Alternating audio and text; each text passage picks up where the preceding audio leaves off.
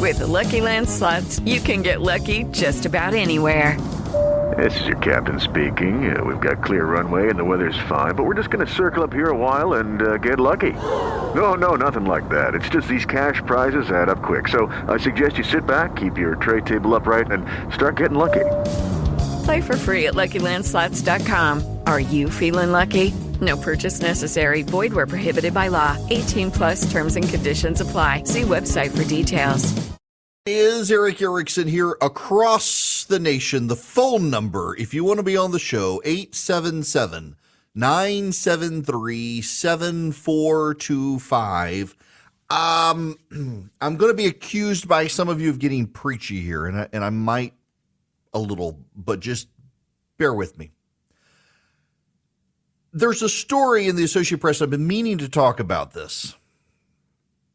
There's a story the Associated Press is running, and the headline is this: conservatives go to red states and liberals go to blue as the country grows more polarized. Now I'm going to have my finger on my mute button as I feel a sneeze coming on. I'm sure you wanted to know. So this is the Associated Press. Nicholas Riccardi from Star, Idaho. Once he and his wife, Jennifer, moved to a Boise suburb last year, Tim Cole could finally express himself. Cole did what the couple never dared at their previous house outside Los Angeles. The newly retired Los Angeles police officer threw a U.S. flag and a thin blue line banner representing law enforcement outside his house.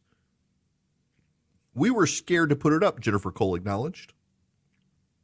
But the Coles knew they had moved to the right place when neighbors complimented him on the display. Lee Dean is on the opposite end of the political spectrum, but she knows how the Coles feel. In Texas, Dean had been scared to fly an abortion rights banner outside her house. Around the time the Coles were house hunting in Idaho, she and her partner found a place in Denver where their LGBTQ plus pride flag flies above the banner in front of their house and proclaims abortion access is a community responsibility. One thing we have really found is a place to feel comfortable being ourselves, Dean said. Americans are segregating by their politics at a rapid clip, helping fuel the greatest divide between the states in modern history. One party controls the entire legislature in all but 2 states. In 28 states, the party in control has a supermajority in at least one legislative chamber, which means the majority party has so many lawmakers they can override a governor's veto. Not that that would be necessary in most cases, as only 10 states have governors of different parties than the one that controls the legislature.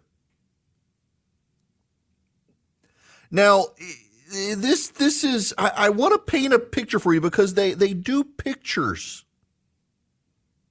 of some of these people, and it's fascinating to me how these people present themselves. I'm kind of gobsmacked by it. So let me describe for you the pictures, because this is radio and obviously you can't see me here. But let me just describe this. This is Jennifer and Tim Cole pose for a picture in their front yard with an American flag and a thin blue line flag in Star, Idaho. This is a couple. He's balding. She's got long blonde hair. They're smiling. They're in Idaho. You got an American flag, and underneath it a gray and white American flag with the thin blue line in the middle. The police flag a lot of people have. That's it. And they're the conservatives. They're flying the American flag. Then you have Kathleen Rickerson in a Denver suburb. Kathleen Rickerson works in human resources for a Brett Weinstein, a realty firm. Rickerson lived in Minnesota for 7 years, but during the pandemic grew weary of the blue state's vocal anti-masking, anti-vaccine minority. Rickerson's parents and sister urged her to join them in Texas, but she zeroed in on Colorado in a Denver suburb. cheered by the state's strong stance to protect abortion rights. Rickerson wants Colorado Democrats to go further. But you got that? You got that? She was in Minnesota, but grew weary of the vocal anti-masking, anti-vaccine minority there. And so she decided to move to Colorado. But the picture of her, she's just a smiling woman in a kitchen. That's it.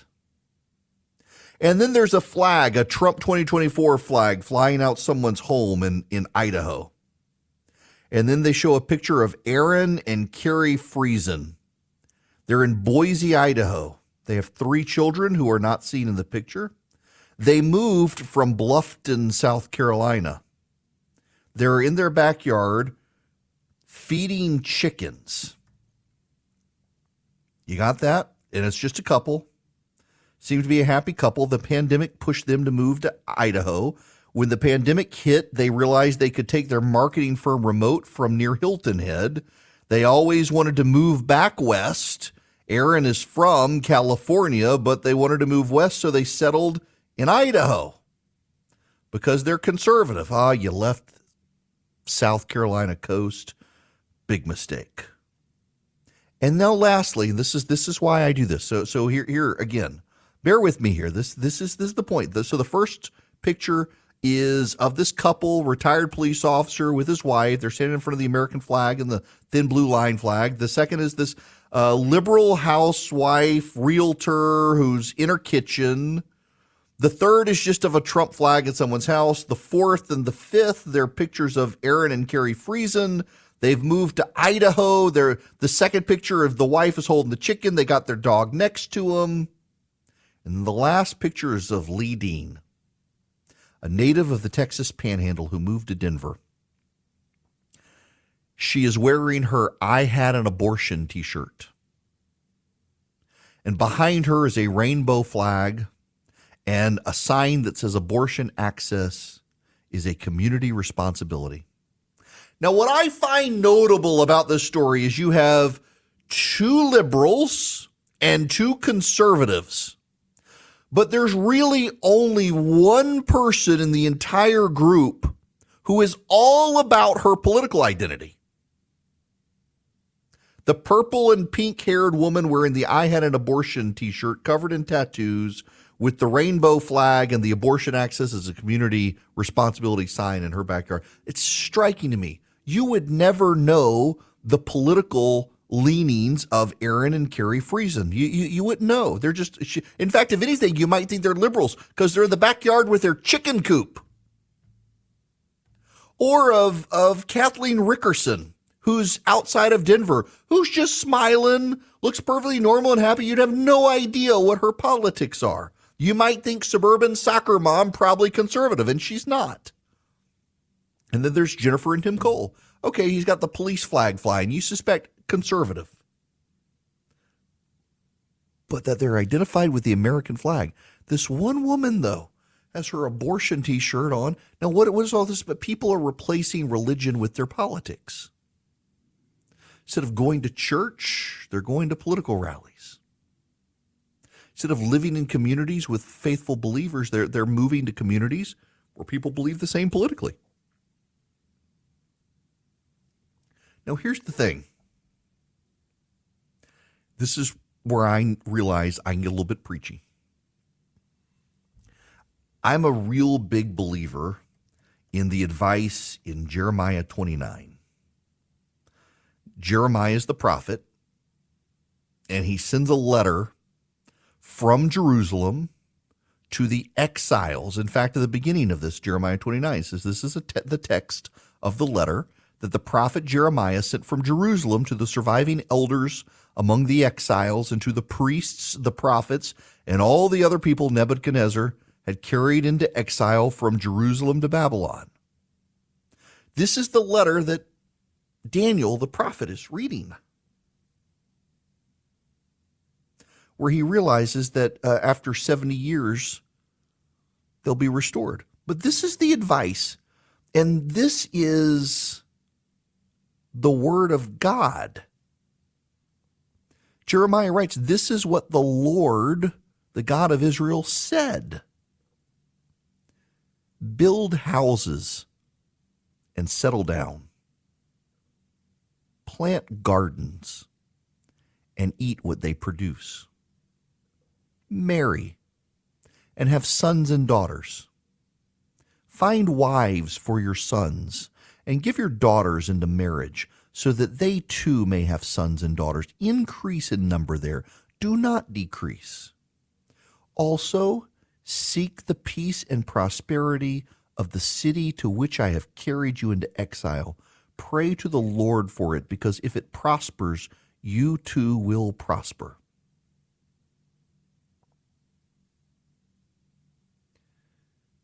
Y'all, that's some good advice, whether you're a religious person or not, whether you're a believer or not. The letter, by the way, is historic. We know this was written. We know it was delivered to the exiles who had been carried out of Jerusalem, which we know happened. And it purports, whether you're a believer or not, to be from God Almighty, the creator of all things. And what's his advice to these people who have been carried off in exile? It's to set up shop, lay roots down, literally grow a garden, lay roots down, get your kids married off, let them have kids, grow in number, be part of the community, and seek the welfare of the community in which you live, because there you're going to find your welfare. I have no problem with people moving to areas of like interest. I think it's a good thing, actually. The downside is when the people of that area decide that they should be able to impose their values on everyone else. That becomes a problem. And the left and right each accuse each other of doing that. The left, however, comes into town. You know, I had this when I was in high school. We said a prayer at our graduation, and we had the local band teacher who was in Teach for America objected. I'll never forget it. I was in the office. Clarence Matthews was the name of the principal, and I was there. The guy's name was Brent or Bran or something like that. He was this young Teach for America teacher, had come in to teach band, and he literally came in. I was working in the office, and he objected to a prayer at our graduation. He objected. He said he didn't think it was right, that the Supreme Court said we shouldn't be praying. He's a liberal Poindextery type. And Clarence Matthews, the principal, looked at me and he says, "Eric, would you look around the corner and see if you see any Supreme Court justices present?" And I made a big show of it, said no. And he said, "Well, there's no one here to tell us we can't, so we will." And we did. It's that idea that the left is foisted on, that they can be the ones to object. And if they want the drag queen, who cares about your community standards? You got to have the drag queen story hour. You should be able to take your kids to the drag queens. Listen, I don't have a problem if you live in a progressive area and you want to have drag queen story hour. I think it's wrong. I don't think you should expose your kids to it. But if you want to live in left-wing California and do that, that's fine. But don't think it's acceptable in my community, and don't bring it to my community where we don't find it acceptable. And we should be able to respect your choice, but you also respect our choice. And that's the nature of federalism. But above all else, particularly if you're a conservative, wherever you are, you should be part of the community. And part of God's advice here is self-serving for the Jews in exile of, you become part of the community, you become a responsible member of the community, you become a beloved member of the community who is seen to care for the community and to seek the welfare of the community. It's going to be really hard for people in the community to turn against you. And we are now in a point in time in this country where the left is out to get a lot of us.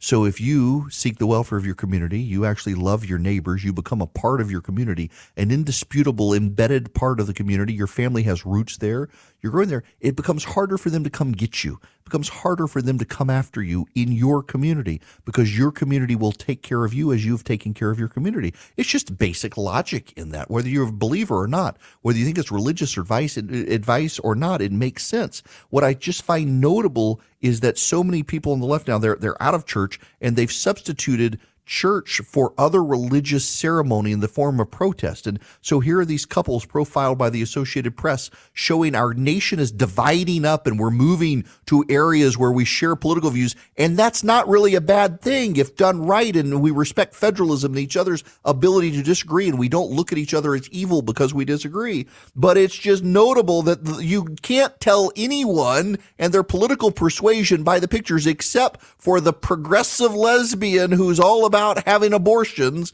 and she has just been co-opted by that view, has allowed it to take her over, and she expresses her religiosity of that secular religion in how she dresses, what she wears, the things she puts outside her house. It's really notable how the left is embracing this secular religion, and they want to shove it down the rest of our throats.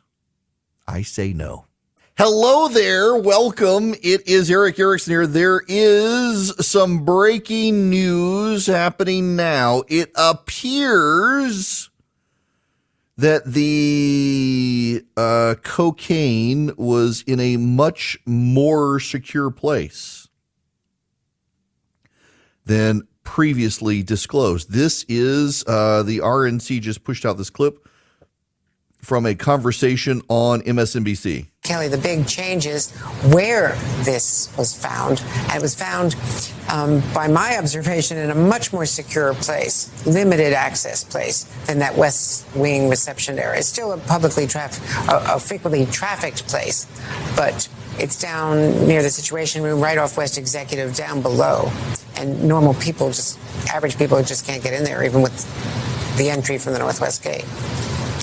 Well, let me bring you up to date with the reporting that I have. What we have learned is that there are, in fact, two West Wing entrances. You know that, I know that, but for the benefit of our audience.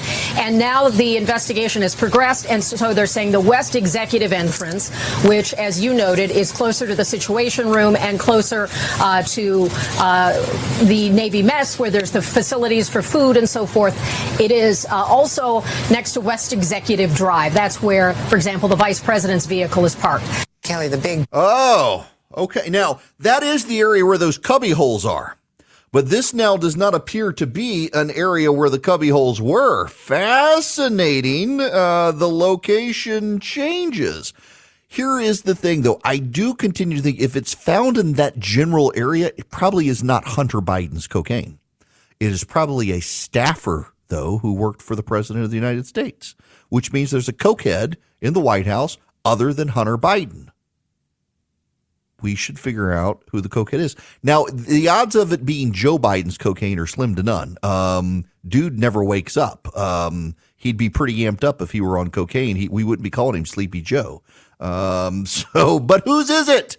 Is it Kamala's? Does this explain all of Kamala's bizarre statements about time? I mean, this is. I've been through that entrance at the White House myself.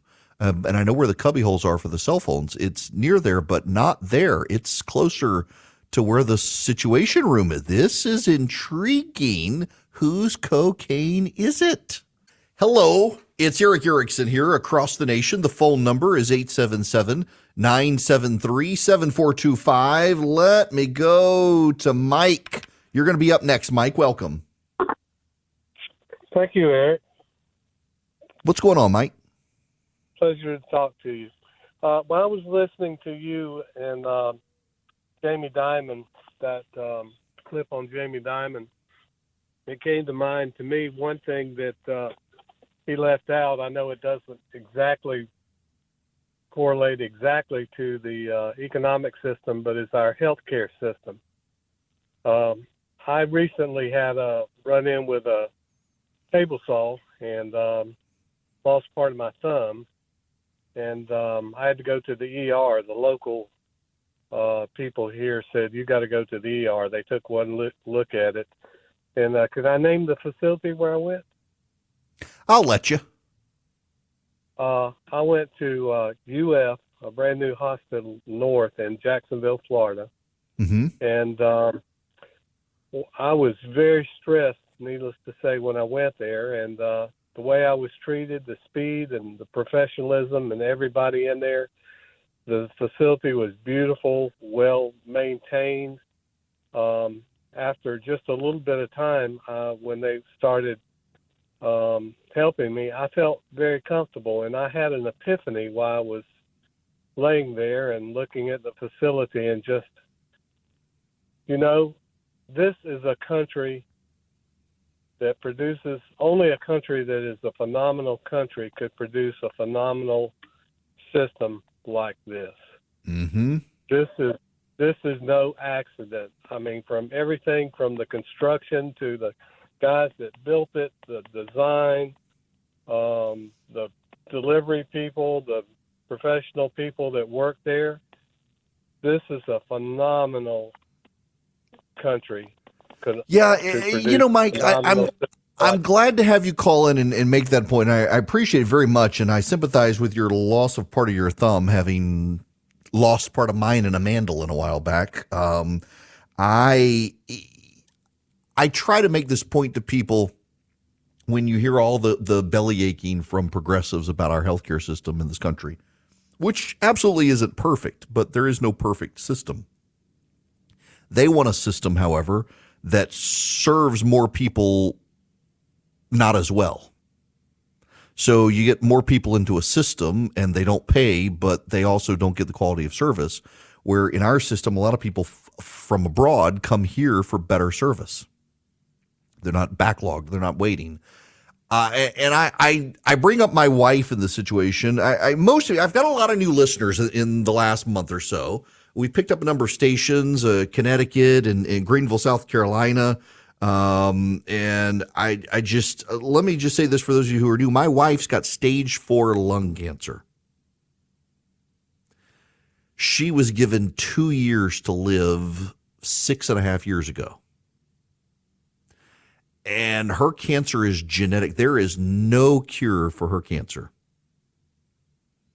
Barring a miracle. And I mean, God's been good to us. But she will eventually succumb to this. She takes a pill. It is a miracle of modern medicine. Essentially, her cancer is genetic, and her cancer comes from her body producing a protein that it should not produce, and it is converted by her body into malignant tumors in her lungs. And this medicine she takes, it's called Tagrisso, prevents the protein, therefore preventing the tumors from growing. And the medicine is supposed to last for 2 years, and she is a medical miracle. She's been on this medicine now for almost 7 years, and it is still working for her. She literally, my wife did not believe she would make it to our daughter's high school graduation, and my daughter will be a senior this year, and we're doing the college stuff and the ACT test and all that. And my wife is a part of all of it. She wants to be a part of every single last bit of it, and I'm very blessed to have a job where she can stay home and spend her days with the kids. And we've got great insurance through my company, through WSB in Atlanta and Cox Media, and her medicine is exceedingly expensive. My most recurring nightmare is that somehow my insurance changes and we can't afford her medicine that keeps her alive. I can't tell you how many times I have that nightmare. But for now we do. And for all the people who want to blast Big Pharma is keeping my wife alive. And are they greedy for-profit companies? Yes. Do they do things that are wrong? Yes. Do they do a lot of good? Yes. Do they keep a lot of people alive? Yes, including my wife. The medical system and the ingenuity in this country are phenomenal. Now, you know what? Let me do this. Let me play this again, because if you weren't here in the last hour and you didn't hear this, this is Jamie Dimon, the CEO of JP Morgan Chase, talking about the extraordinary nature of the United States. It's the other way around. America has the best hand ever dealt of any country on this planet today, ever. Okay, and Americans don't fully appreciate what I'm about to say. We have peaceful, wonderful neighbors in Canada and Mexico. We've got the biggest military barriers ever built, called the Atlantic and the Pacific. We have all the food, water, and energy we will ever need. Okay, we have the best military on the planet, and we will for as long as we have the best economy. And if you're a liberal, listen closely to me in that one. Okay, because the Chinese would love to have our economy. We have the best universities on the planet. They're great ones elsewhere, but these are the best. We still educate, most of the kids who start businesses around the world. We have a rule of law. which is exceptional. If you don't believe me, and we talk about Britain, Brazil, Russia, India, Venezuela, Argentina, China, India, believe me, it's not quite there. We have a magnificent work ethic. We have innovation from the core of our bones. You can ask anyone in this room, what can you do to be more productive? Ask your assistants, factory floors, we do it. It's not just the Steve Jobs, it's this broad depth. We're the widest and deepest financial markets the world's ever seen. Okay, and I just made a list of these things, and maybe I missed something. It's extraordinary. It's extraordinary. And we have it today. Yes, we have problems, but when I hear people down, if you travel around the world, get an airplane, travel around the world and go to all these other countries and tell me what you think. Exactly. And I have. I've still been to more countries than states. We are the best country. Okay, and this pivot, I want to pivot from this to what I wanted to talk about earlier. I think that the Republican presidential candidates are not doing great, including the DeSantis team, for which a lot of people, myself included, had high hopes of being able to figure out a way around Donald Trump. And I think this from Jamie Dimon kind of encapsulates, and I put that on Twitter earlier, and a lot of people are like, man, this guy should run for president. Listen to him. And a lot of the people who are making that comment that Jamie Dimon should run for president based on this, these are people who they're kind of exhausted by the Republican primary, and we're not even to the primary period yet. They're just exhausted from the angst and the angriness of it. A lot of people who hedge their bets on DeSantis are like, well, where's the optimistic vision of America?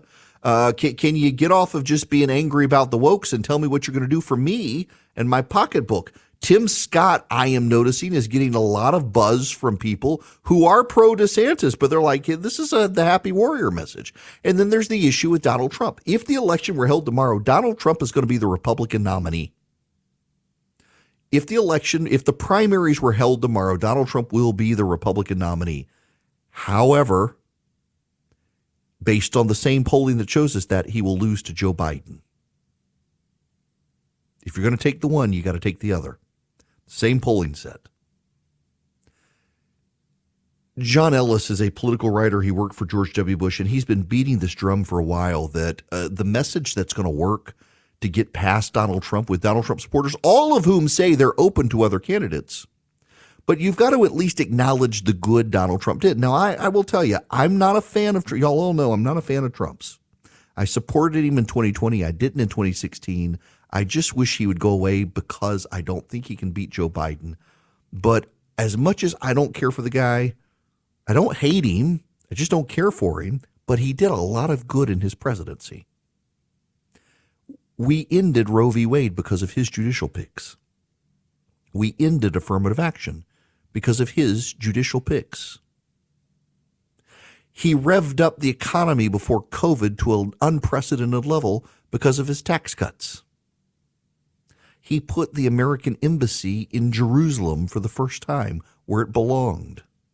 He assassinated Qasem Soleimani, and people said it would start a war, and it did not. It actually brought a lot of peace to the Middle East. It was President Trump who got the Abraham Accords done in the Middle East, bringing peace to the Middle East, something that John Kerry and Barack Obama and Joe Biden scoffed at Trump for proposing. Trump got it done. He did a lot of good. John Ellis writes, you got to be able to acknowledge the good that he did, but point out that we now need someone who can carry the ball forward with 8 years, someone who can continue to deliver what Trump delivered without being him, because the Democrats are going to anchor him down so that he can't win the general. But we also need something that Donald Trump has hit on, the goodness of people. Donald Trump doesn't like the left. He attacks the left, but the people, as Ellis points out, you go to a Trump rally, he spends his time beginning by applauding the crowd that's there, by thanking them for coming, by recognizing their goodness. We are in a world right now where so many people, particularly on the left and at elite levels, have disdain for rural America. And that's the Trump stronghold because he loves those people and those people love him. You got the left wanting our farmers to ditch their tractors for battery-powered vehicles. Donald Trump says he's going to ban the battery-powered vehicle. Of course you're going to go vote for Donald Trump for that. The problem is the shackling by the Democrats, these indictments against Trump. More are coming. The litigation, the hemorrhaging of money to fight them, to pay his lawyers. Someone's going to have to make that case. But beyond that, none of the candidates, with the possible exception of Tim Scott and Mike Pence to a degree, although his message isn't trickling out as much, but where's the happy warrior defending the greatness of this country? Where is the person who explicitly loves this country running for president? I assumed and was led to believe the DeSantis campaign would make that pivot. The happy warrior, I'm going to fix the economy. We're going to do for moms and dads. We're going to guarantee parental rights. We're going to be the people who champion the greatness of this country and lead an economic revitalization of the country. I haven't really seen that. He's still on the border and the wokes. Tim Scott's doing it. He's picking up some buzz, but he's not accelerating significantly in the polls. And none of these guys have figured out a way around Donald Trump. And I think Ellis is onto something. You've got to praise him, bow to him, and also make the case that he can't get over the hump in the general. So let somebody else carry on his message. And I think that would be persuasive to people. He will be the nominee. But if the same polling holds true that he'll be the nominee, he can't beat Biden. But, I mean, I just don't see anyone else out there that anyone is super enthusiastic for, with the exception of Tim Scott, but he's only got 5 to 7% of the polls. And the DeSantis people love him, but there's more and more muttering of dissatisfaction behind the scenes. If there's a story out there that I think should be told right now, I'm on a lot of listservs and email groups, and so many of my friends are pro DeSantis, and they thought, this is the guy, look at what he's done in Florida. And a lot of them are just muttering right now, what the hell is wrong with this campaign? Whether they want to, a lot of them want to blame Jeff Rowe, who's running the outside super PAC. Others just think the message is they're so into fight mode that they're not into praise America mode. Everybody wants to do their own diagnostic, but there's a real problem with the DeSantis campaign in the perspective of a lot of people whose emails I get and whose listservs and group chats I'm on. But I don't see any of the Republican candidates out there running a message like what Jamie Dimon articulated, that we are the best and we can continue to be the best. Decline is a choice and we choose not to decline. Where is that message? We need that happy warrior message, and we don't seem to have it. And I am deeply, deeply frustrated right now with the state of play. And I'll tell you, look, it is my bias, and I'm open with you, and you can feel free to disagree. I believe the polling that if the election were tomorrow, Trump would be the nominee. But I believe the rest of the polling, too, that he can't beat Joe Biden. He's about the only one who can't. And I think we got to beat Joe Biden. We've got to be. But Clarence Thomas and Sam Alito are not getting any younger. This election really does matter. I don't think it's the end of America if we lose it. But I think if he's the nominee, more likely than not, we do lose. And I don't want to lose this election.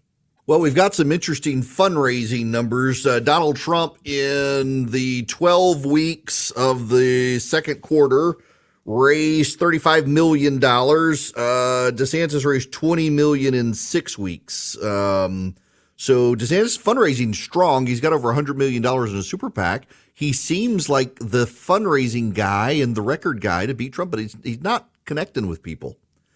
Scott is connecting with people. And Pence has a message. The problem for Pence is he's really controversial between the never Trump people and the always Trump people. And so I don't know that you can do that. Now, this is interesting. We got a listener who emailed. There you go again with your lies. You claim a poll as Trump losing to Brandon as if the poll was recent, taken today or yesterday, yet you failed to cite the author of the poll or the date it was taken. You lie to suit your never Trump agenda. This is the problem in dealing with some of the members of a cult. And not every Trump supporter is in the cult, but some are. Literally, with the exception of like 2 polls from pollsters I've never heard of, every major media poll out there and the Real Clear Politics polling average, which is kind of the gold standard for polling averages, has Biden beating Trump. It's an impressive denialism when it comes to that in the general election matchups, depending on where you actually are. I'm pulling up right here. You've got, among registered voters now, actually, you've got a tied race between Trump and Biden, but NBC is Biden up 4, Emerson Biden up 1, Yahoo News, Biden up 4. These are all in the last couple of weeks. But The Economist now has Trump up 4. The more interesting aspect here, though, is the overall polling trends, where when you put in, for example, a DeSantis, or you put in even a Tim Scott or someone, now Tim Scott has a lower name ID than DeSantis, you've actually got them with higher margins. So where do you go with this? I mean, the data still does hold up that Trump has a worse outcome overall than any other Republican against Biden. Now, to his credit, in the updated Real Clear Politics average right now, Trump is 0.6 of a point ahead of Biden. You go over to 538, though, and look at those polling averages, and he's still behind. Who do you go with? Everybody has their own facts. But I will tell you, I do think it bears out with the public opinion polling right now in this country that Trump is going to be the Republican nominee. And those same polls have Trump losing to Joe Biden. And I don't think that means he's going to lose, but I do think it's going to be a more resource-intensive fight for him to win against Joe Biden, because how does he bring independent voters, particularly suburban voters, back to his side, having lost those people in 2020? He didn't lose, or he wasn't stolen in 2020. He lost. So how do you make this change? And I don't know how he does. A fresher face moving forward, I think, would be ultimately better. At the same time, you do have Joe Biden, who has a 40% approval rating, which is lower than Donald Trump's approval rating in 2020 when he lost to Biden. But the other candidates aren't clicking. None of them are, which means it's probably going to be Trump. And if it's Trump, I think most Republicans rally. The problem is the same polling averages show about 13% of Republicans would go for Biden. Now, I'm getting all these Trump supporters saying the polling. Y'all, I say all the time, it's the trends. It's not the number. And the trends are the consistent number. And before you say, what about 2022? Remember, in 2022, it turns out the media polling were the ones showing the Democrats surging. It was the Republican polls that were lying to us. It was the Republican pollsters that got it wrong. Right now, it's not about polling, though.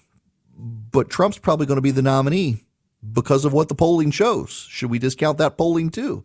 That's the problem we're dealing with. Hello, it is Ryan, and we could all use an extra bright spot in our day, couldn't we? Just to make up for things like sitting in traffic, doing the dishes, counting your steps, all the mundane stuff. That is why I'm such a big fan of Chumba Casino. Chumba Casino has all your favorite social casino-style games that you can play for free anytime, anywhere with daily bonuses. That should brighten your day a little. Actually, a lot. So sign up now at ChumbaCasino.com. That's ChumbaCasino.com. No purchase necessary. VGW Group. Void where prohibited by law. See terms and conditions. 18+.